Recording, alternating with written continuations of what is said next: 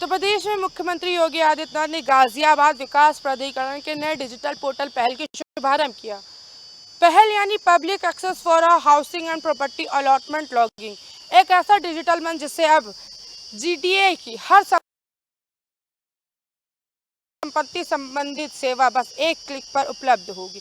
फिर चाहे वो रजिस्ट्री स्लॉट बुक करना हो, किस्तों का भुगतान करना हो, नामांतरण करना हो या आवंटन पत्र डाउनलोड करना हो, सब कुछ पूरी तरीके से पारदर्शी और पेपरलेस हो गया। और यही नहीं, इस पोर्टल से अब तक की जीडीए को 161 करोड़ रुपए से ज़्यादा का राजस्व भी प्राप्त हो चुका है और हजारों आवंटियों को समय पर किस्त कनेक्शन और भुगतान से जुड़ी सेवाएं मिल रही हैं, बिना दफ्तर के चक्कर लगाए। मुख्यमंत्री योगी आदित्यनाथ ने इस मौके पर कहा कि डिजिटल इंडिया की दिशा में डीजीए की या पहला देश के बाकी शहर विकास प्राधिकरणों के लिए भी एक आदर्श का मॉडल बन सकती है। यानी अब सिस्टम तेज भी होगा और ट्रांसपेरेंट भी होगा और आम आदमी के हित में डिजाइन किया गया है। मंजुला खान, श्री न्यूज़, लखनऊ। दिल्ली की सड़क पर एक बार फिर से रंगों की राजनीति तेज हो गई है। मामला राजधानी में हाल में ही लॉन्च की गई 105 नई डीटीसी बसों का, जिनका रंग भगवा होने पर अब विवाद खड़ा हो गया है। दिल्ली सरकार द्वारा शुरू की गई इन बसों का उद्घाटन होते ही सवाल उठने लगे हैं कि क्या इन बसों का भगवा रंग देना केवल संयोग है या इसके पीछे कई राजनीतिक संदेश छिपा है। विपक्ष दलों ने इसे राजधानी को सांप्रदायिक रंग देने की करार दिया है। उनका कहना है कि जनता के पैसों से चलाई जाने वाली बसों को किसी खास रंग विचारधारा से नहीं जोड़ना चाहिए। मुख्यमंत्री रेखा गुप्ता ने विपक्ष के आरोप को खारिज करते हुए क्या कहा, दिल्ली रंग बिरंगी है और बसें भगवा रंग की है। आज भगवान जगन्नाथ जी का रथ यात्रा का दिन है। यह बस प्रभु को समर्पित किया गया है। इसमें राजनीतिक ढूंढना गलत है। सरकार का कहना है कि बसें आधुनिक सुविधाओं से लैस है और कि दिल्ली के पब्लिक ट्रांसपोर्ट सिस्टम को मजबूत करेगी। तो सवाल यह है कि राजधानी के कई बसों विकास की दिशा में एक कदम या राजनीतिक रंगों से रंगी एक नई चाल है। जवाब जनता के पास है और राजनीतिक में हर रंग की मायने गहरे हैं। वीडियो जर्नलिस्ट केशव के साथ दीपक झा, श्री न्यूज़, दिल्ली। लखनऊ के भातखंडी संस्कृत विश्वविद्यालय में एक भव्य कार्यक्रम का आयोजन किया गया। यह भीष्मकालीन संगीत एवं कला अभिरुचि कार्यशाला 2025 के समापन समारोह के साथ ही रायवानाथ बलि प्रेक्षागृह का लोकार्पण भी किया गया। आपको हम बता दें कि इस अवसर पर सांस्कृतिक एवं पर्यटन मंत्री जयवीर सिंह भी मुख्य अतिथि के रूप में मौजूद रहे और उनके साथ मालिनी अवस्थी भी मौजूद रही। वहीं इस 45 दिन की कार्यशाला में बच्चों ने संगीत, गायन, भरतनाट्यम, नृत्य जैसी दमदार प्रस्तुति दी और अपनी कला का जलवा बिखेरा। वहीं बच्चों के साथ साथ उनके माता पिता भी इस कार्यक्रम में काफी उत्साहित नजर आए। मैं प्रज्ञा पांडे, कैमरामैन अजय के साथ, श्री न्यूज़, लखनऊ। एक युवक को तालिबानी सजा के रूप में मारते पीटते नजर आए कुछ युवक। ये पूरा मामला देवरिया जनपद के रुद्रपुर थाना अंतर्गत विठलपुर गांव की है। बताया जा रहा है कि बीते दिनों यानी 13 तारीख की घटना है, जिसमें कार्रवाई नहीं हुई। वीडियो अब वायरल हुआ है तो पुलिस ने संज्ञान लिया। संज्ञान कब लिया? जब युवक की मौत हो गई।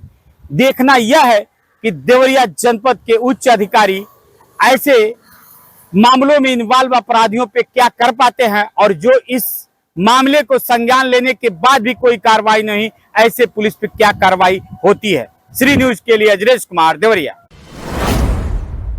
9 जून को यूपीएसएसएससी कनिष्ठ सहायक और लिपिक पदों के लिए 3 प्रमुख परीक्षाएं आयोजित करेगा।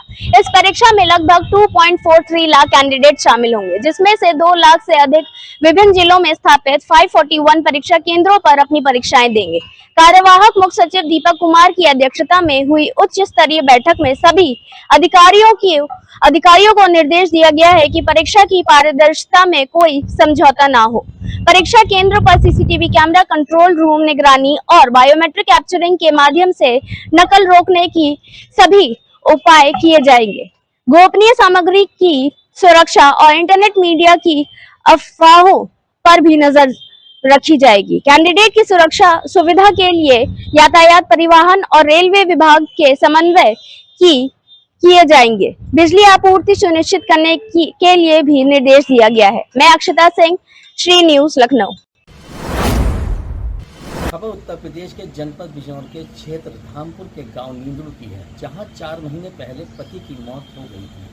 पत्नी ने अपने ही ससुराल वालों को पति की मौत का जिम्मेदार ठहराया है और अपने ससुराल वालों पर ही पत्नी की हत्या का आरोप लगाया है। इसके बाद एसडीएम व तहसीलदार की निगरानी में कब्रिस्तान से गड़े शव को बाहर निकालकर पोस्टमार्टम के लिए जिला अस्पताल भेज दिया है। हम आपको बता दें कि यह घटना जनपद बिजनौर के धामपुर क्षेत्र की है। अब देखना यह होगा कि पोस्टमार्टम रिपोर्ट में क्या साबित होता है। मैं खुशबू होता, श्री न्यूज़ बिजनौर। आज लखनऊ के लोक भवन सभागार में अंतर्राष्ट्रीय एमएसएमई दिवस के अवसर पर आयोजित कार्यक्रम में मुख्यमंत्री योगी आदित्यनाथ ने युवाओं को आत्मनिर्भर बनाने और उद्यमिता को बढ़ावा देने के लिए लखनऊ के किसान बसा विकसित युद्ध अड्डा का लोकार्पण किया, जो युवाओं को उद्यमिता सिखाने और संवाद का मंच देगा। साथ ही सीएम युवा मोबाइल ऐप का भी शुभारंभ किया गया, जो युवाओं को रोजगार, करियर गाइडेंस, उद्यमिता को सपोर्ट देगा। इसके अलावा UP ITS UP international trade show के 30वें संस्करण की भी कॉटन रेजर सेरेमनी भी हुई, जिसके स्थानीय उत्पादों को वैश्विक पहचान मिली। कार्यक्रम में कई लाभार्थियों को चेक और टूल टिकट भी वितरण किए गए। बरेली मुरादाबाद की ODOP कॉमन फैसिलिटी सेंटर में वर्चुअल उद्घाटन भी हुआ। यह कार्यक्रम युवाओं को कारोबारी को नए अवसर प्रदान करेगा। मैं उजला खान, श्री न्यूज़, लखनऊ। आज हम बात करने जा रहे हैं उस चुनाव की जो पूरे देश की निगाहें खींच रही है, बिहार विधानसभा चुनाव 2025। बिहार की धरती एक बार फिर से सियासी रणभूमि में तब्दील हो चुकी है।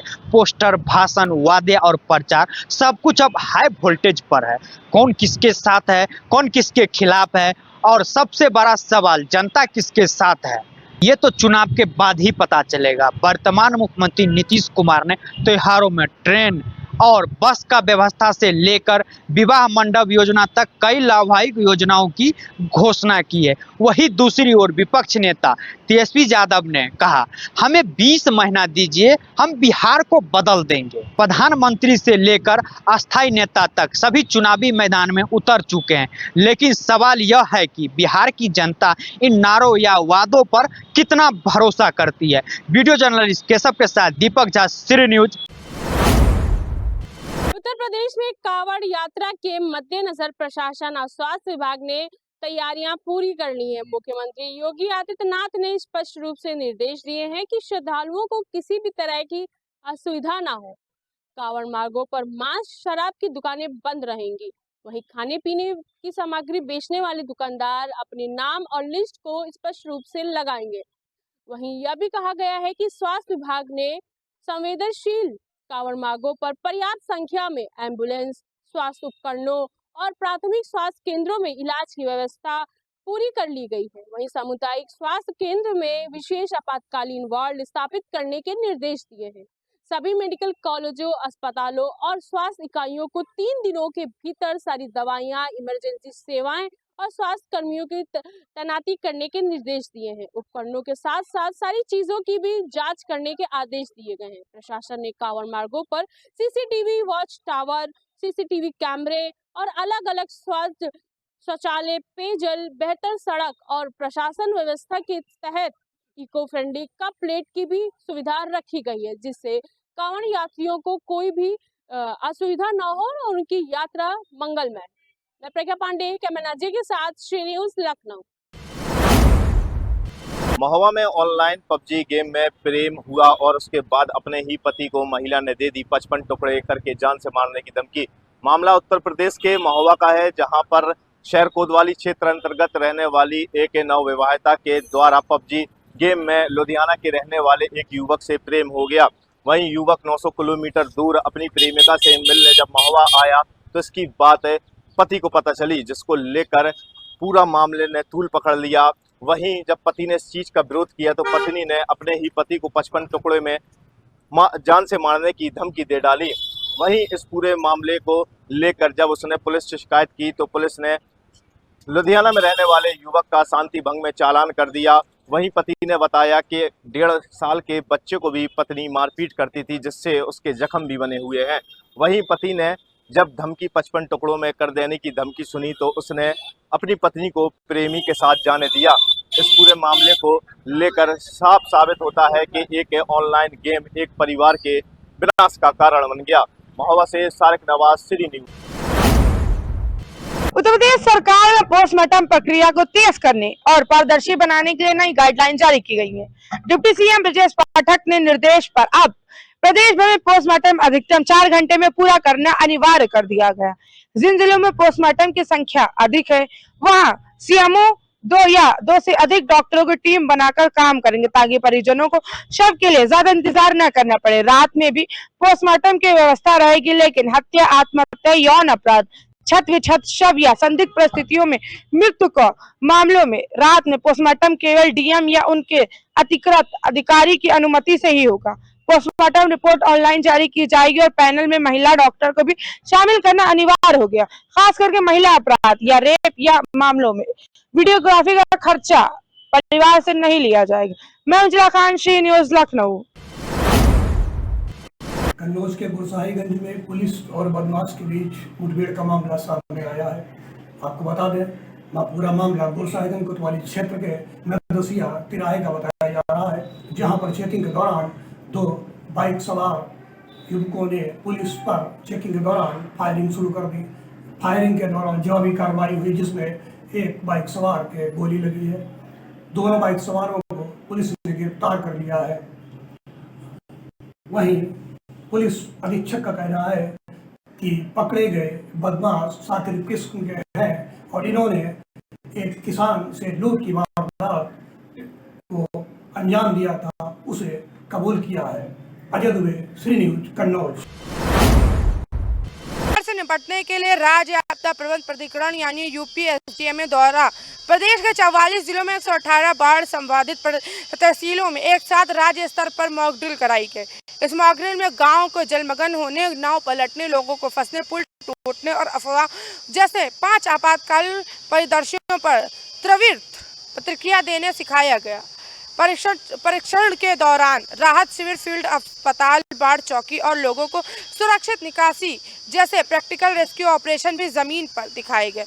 लखनऊ स्थित योजना भवन एनडीएमए के वरिष्ठ सलाहकार ब्रिगेडियर रविंद्र गुगुरन ने पूरे अभ्यास की निगरानी वीडियो कॉन्फ्रेंसिंग के जरिए करी, जबकि यूपी एसडीएमए के उपाध्यक्ष ने जनरल योगेंद्र डिमरी फर्रुखाबाद ने सब उपस्थित रहे और 2 प्रमुख तहसीलों का निरीक्षण भी किया। प्रशासन, पुलिस व्यवस्था, एनडीआरएफ, एसडीआरएफ और स्थानीय विभाग ने इस मॉक ड्रिल में सक्रिय भागीदारी दिखाई। यह मॉक ड्रिल न सिर्फ तत्कीन रूप से जरूरी थी, बल्कि जनता की जान माल की सुरक्षा सुनिश्चित करने की दिशा में एक ठोस कदम साबित हुआ। लेकिन देखना यह होगा कि जमीनी स्तर पर यह मॉक ड्रिल कितनी साबित होती है। मैं उजला खान, कैंपस निमित के साथ, श्री न्यूज, लखनऊ।